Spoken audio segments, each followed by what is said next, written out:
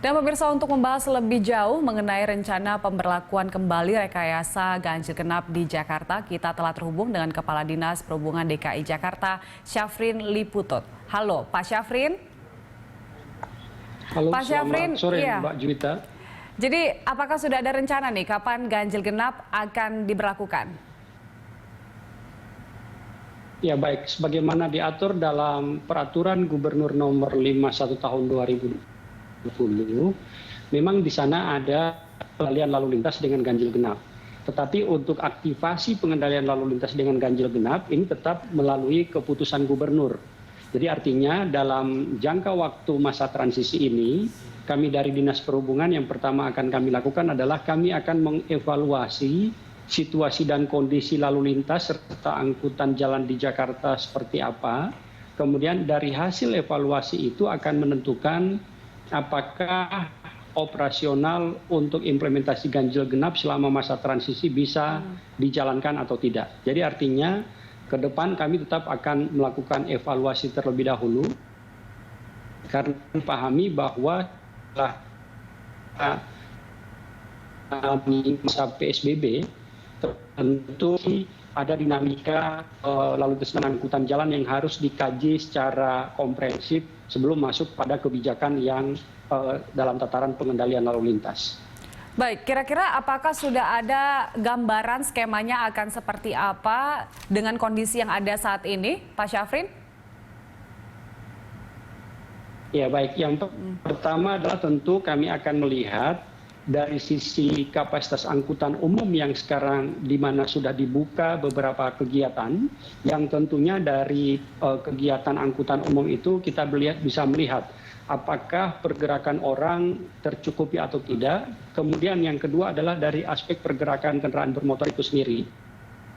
Oleh sebab itu kenapa kemudian dalam pengendalian lalu lintas kali ini juga dimasukkan instrumen untuk pengendalian kendaraan roda 2. Karena kita seluruh pergerakan orang yang akan berada di jalan itu harus dilakukan pengendalian. Tentu dalam tataran ini adalah bahwa pelaksanaan masa transisi ini tetap dikedepankan prinsip pergerakan orang untuk kegiatan yang penting saja.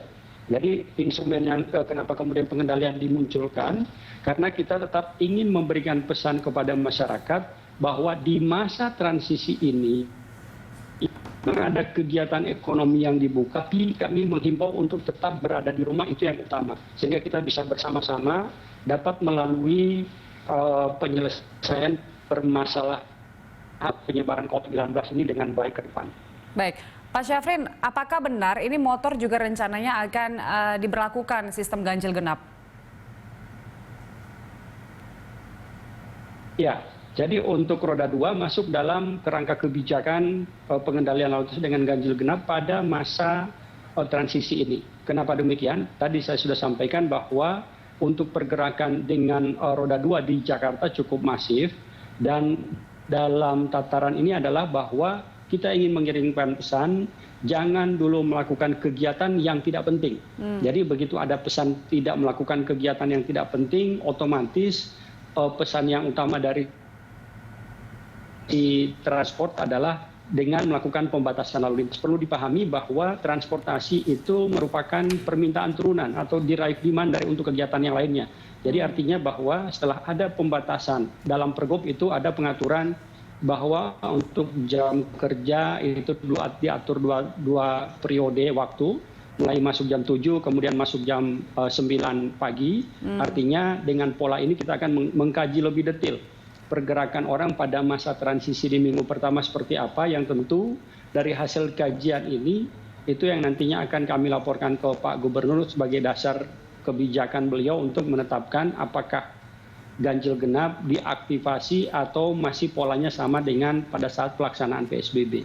Nah, ini kan perkantoran ada yang sudah mulai beraktivitas seperti biasa, Pak Syafrin. Sementara untuk transportasi umum ini belum seperti sedia kala, belum normal begitu untuk operasionalnya. Pertimbangannya apa ini? Karena motor kan menjadi salah satu kebutuhan transportasi masyarakat. Ya baik, untuk angkutan umum sejak hari Jumat kemarin kami sudah lakukan penyesuaian. Seperti contoh untuk operasional Transjakarta yang sebelumnya jam 6 sampai dengan jam 18, sejak hari Jumat sudah operasionalnya adalah jam 5 sampai dengan jam 22. Demikian pula halnya untuk MRT. MRT sebelumnya ada 7 stasiun yang tidak operasional dan mulai hari Jumat kemarin sudah kami aktifasi mulai jam 5 sampai dengan jam 21.00 pada 13 stasiun yang ada. Artinya keseluruhannya sudah beroperasi normal. Demikian pula halnya dengan LRT. Nah, artinya bahwa mulai untuk operasional angkutan umum di Jakarta itu sudah menyesuaikan dan kami juga sudah melakukan koordinasi dengan rekan-rekan di KCI dalam hal ini agar operasionalnya itu otomatis sudah menyesuaikan mengingat mulai besok ada pengaturan untuk masa transisi waktu kerja dan ada beberapa kegiatan yang sudah dibuka. Namun demikian perlu kami sampaikan di sini bahwa dalam masa transisi ini tetap ada prinsip pengaturan untuk orang masuk kerja, tetap akan ada upaya bersama untuk orang work from home. Jadi tidak total keseluruhannya masuk kantor, tetapi ada pembagian dari masing-masing tempat kerja, termasuk di dalamnya pembagian waktu untuk masuk kerja, mulai ada yang pengaturan jam 7 dan pengaturan jam 9. Dengan pola ini kita harapkan untuk layanan angkutan umum di Jakarta khususnya dan pergerakan dari Bodetabek itu mencukupi. Oleh sebab itu ini untuk implementasi ganjil genap kami akan lakukan kajian secara komprehensif. Artinya memang pemberlakuan ganjil genap ini menunggu hasil evaluasi selama 1 pekan ini ya Pak Syafrin ya? Ya, artinya bahwa dari hasil kajian itu, hasil evaluasi traffic ini menentukan apakah ganjil genap bisa diimplementasikan atau tidak. Bisa saja ganjil genap itu tidak diperlukan pada masa transisi ini melihat situasi dan kondisi lalu lintas. Baik, melihat situasi kondisi lalu lintas di Jakarta. Terima kasih Pak Syafrin Liputo untuk informasinya kepada kami.